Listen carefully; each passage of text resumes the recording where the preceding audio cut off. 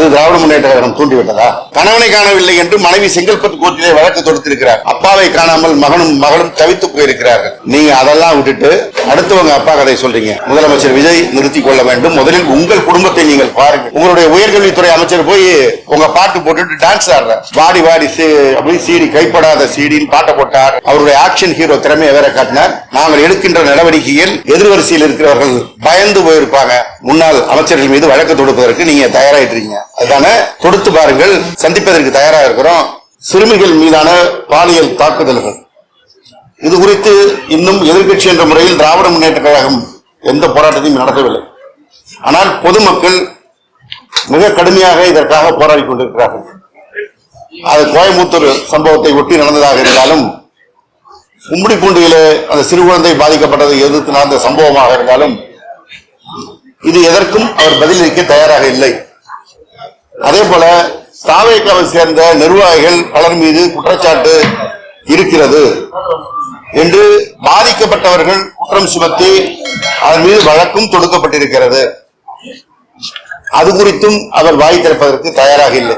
ஆனால் இவற்றையெல்லாம் திசை திருப்பதற்கு திராவிட முன்னேற்ற கழகத்தின் மீது தாக்குதல் நடத்துவதும் குட்டிக்கதை சொல்வதும் ஒரு முதலமைச்சராக அவர் நடந்து கொள்ள வேண்டிய நடைமுறைகளை விட்டுவிட்டு இன்னும் நடிகராகவே தன்னை நினைத்துக் கொண்டு செயல்படுகிறார் என்பதுதான் வருத்தத்திற்குரிய செய்தி. அதுல திராவிட முன்னேற்ற கழகத்தின் தலைவர் நேற்றைக்கு விவசாயிகள் போராட்டத்தை பற்றி சொல்லியிருந்தார். அது திராவிட முன்னேற்ற கழகம் தூண்டி விடுகிறது என்று சொல்றார். இன்னும் திராவிட முன்னேற்ற கழகம் போராட்ட களத்திற்கு வரவில்லை. ஆட்சி அமைந்து 40 நாட்கள் ஆகிறது. சட்டமன்றம் கூடி இன்னும் ஆளுநர் உரை மீதான விவாதம் முடியவில்லை என்று நாங்கள் காத்திருக்கிறோம். பொதுமக்களோ விவசாயிகளோ காத்திருக்க தயாராக இல்லை. ஆனால் அந்த விவசாயிகளை திராவிட முன்னேற்ற கழகம் தான் தூண்டிவிட்டு போராட்டம் நடத்துகிறது என்று அவர் சொல்கிறார்.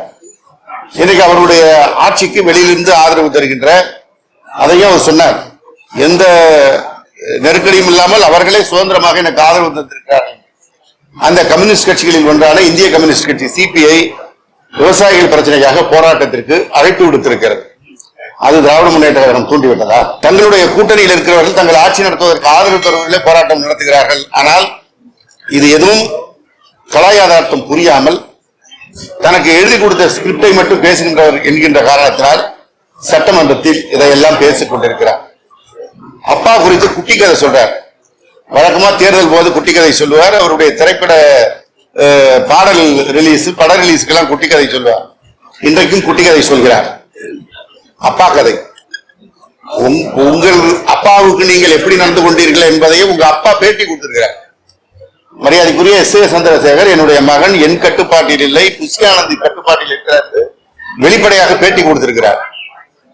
அது குறித்து இன்னும் நீங்க எந்த தெளிவும் சொல்ல. என்ன சொன்னா, எங்களுடைய எதிர்கட்சி தலைவர்கள் சொன்னது போல கணவனை காணவில்லை என்று மனைவி செங்கல்பட்டு கோர்ட்டிலே வழக்கு தொடுத்திருக்கிறார். அப்பாவை காணாமல் மகளும் தவித்து போயிருக்கிறார்கள். நீங்க அதெல்லாம் விட்டுட்டு அடுத்தவங்க அப்பா கதை சொல்றீங்க. ஆனா எங்கள் தலைவர் எப்படி ஒரு சிறந்த மகன் என்பதற்கு எங்களுக்கு எதிர்கட்சியாக இருந்தாலும் பாட்டாளி மக்கள் கட்சி தலைவர் மரியாதைக்குரிய டாக்டர் ராமதாஸ் சொன்னார், மகன் என்றால் மு.க. ஸ்டாலினை போல் இருக்க வேண்டும் என்று. தமிழ்நாட்டினுடைய இருக்கின்ற படிக்கின்ற பிள்ளைகள் அவரை எப்படி அழைத்தார்கள் என்பது எல்லோருக்கும் தெரியும். எனவே எங்களுக்கு அறிவுரை கூறுகிற வேலையை முதலமைச்சர் விஜய் நிறுத்திக் கொள்ள வேண்டும். முதலில் உங்கள் குடும்பத்தை நீங்கள் பாருங்கள், அடுத்தவர்கள் குறை சொல்வதை வைத்துக் கொள்ளலாம்.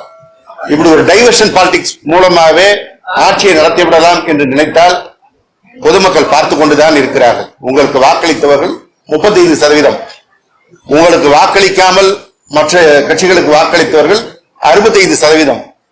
இந்த 65%மும் உங்களை பார்த்துக் கொண்டிருக்கிறார்கள். உங்களுக்கு வாக்களித்த 35%மும் பார்த்துக் கொண்டிருக்கிறார்கள். உங்களை நம்பி வாக்களித்தவர்களுக்கான பணியை செய்யாமல் எதிர்கட்சி என்ற முறையில் திராவிட முன்னேற்ற கழகத்தின் மீது என்ன குற்றச்சாட்டு சொல்லலாம், அதன் மூலம் எப்படி பிரச்சனைகளை மடமாற்றலாம் என்று நினைத்தீர்கள் என்றால் ஏமாந்து போவீர்கள். இந்த ஆட்சியுடைய தயாய பிரச்சனையாக இருக்கின்ற சட்டம் ஒழுங்கு பிரச்சனை 6 மாத கால அவகாசம் கொடுக்கின்ற பிரச்சனை அல்ல. ஒரு புதிய திட்டத்தை தீட்டுவதற்கோ துவங்குவதற்கோ அறிவிப்பதற்கோ தான் இந்த 6 மாத கால அவகாசம் என்பதெல்லாம். ஆனால் அன்றாடம் மக்களை பாதிக்கின்ற பிரச்சனைக்கு அன்றைதான் தீர்வு காண வேண்டும். இன்னைக்கு உடம்பு சரியில்லைனா இன்னைக்குதான் மருத்துவர்கிட்ட போய் வைத்தியம் பார்த்து முடியும். சட்டம் ஒழுங்கு பிரச்சனையில பெண் குழந்தை கொலை செய்யப்பட்டிருக்கிறது என்றால் அதை இன்றைக்குதான் கேட்க முடியும். அதைத்தான் பொதுமக்கள் செய்து கொண்டிருக்கிறார்கள். அதை மடமாற்றுகின்ற வேலையை தயவு செய்து நீங்கள் நிறுத்திக்கணும். அடுத்தது ஒரு நரேட்டிவ் செட் பண்ண விரும்புறீங்க. ஊழலற்ற ஆட்சி தான் தருவதாகவும் இதுவரை இருந்த ஆட்சி எல்லாரும் ஊழல் ஆட்சி என்பது போலவும் ஒரு நரேட்டிவ் செட் பண்ண முயற்சிக்கிறீங்க. உங்கள் மீது ஒன்றிய அரசு கொடுத்திருக்கின்ற வழக்குகள் என்ன? கார் வாங்கினதுல தவறு நடந்திருக்கிறது, வரி கட்டவில்லை என்று வழக்கு இருக்கிறது. நீங்கள் திரைப்படத்தில் நடிப்பதற்கு பிளாக்ல சம்பளம் வாங்கின பிரச்சனை இருக்குது. உங்கள் படங்கள் பிளாக்ல டிக்கெட்ல வித்து ஓடிய பிரச்சனை இருக்கிறது.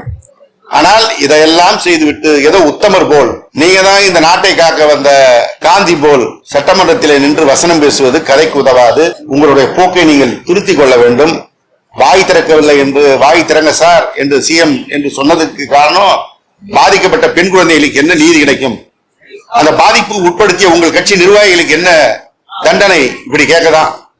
உங்களுடைய உயர்கல்வித்துறை அமைச்சர் போய் உங்க பாட்டு போட்டுட்டு டான்ஸ் ஆடுற, வாடி வாடி அப்படி சீடி கைப்படாத சீடின்னு பாட்டை போட்டு ஆடுற, அந்த சிறு பெண் குழந்தைகளுக்கு போய் கால் சொடுக்கெடுத்து விடுறேன்னு சொல்ற, குட் டச் பேட் டச்னு பள்ளிக்கூடத்துல பள்ளி பிள்ளைகளுக்கு சொல்லிக் கொடுக்க வேண்டிய அவசியத்தை ஒரு உயர்கல்வித்துறை அமைச்சர் போய் ஒரு பெண் குழந்தைக்கு பொதுவெளியில டிவி கேமராக்கள் சூழ இருக்கிற இடத்துல, சரி முதல்ல உங்க அறிவுரையெல்லாம் அங்க அவருக்கு கூறுங்க, அங்க கூறி முடிச்சுட்டு வாங்க.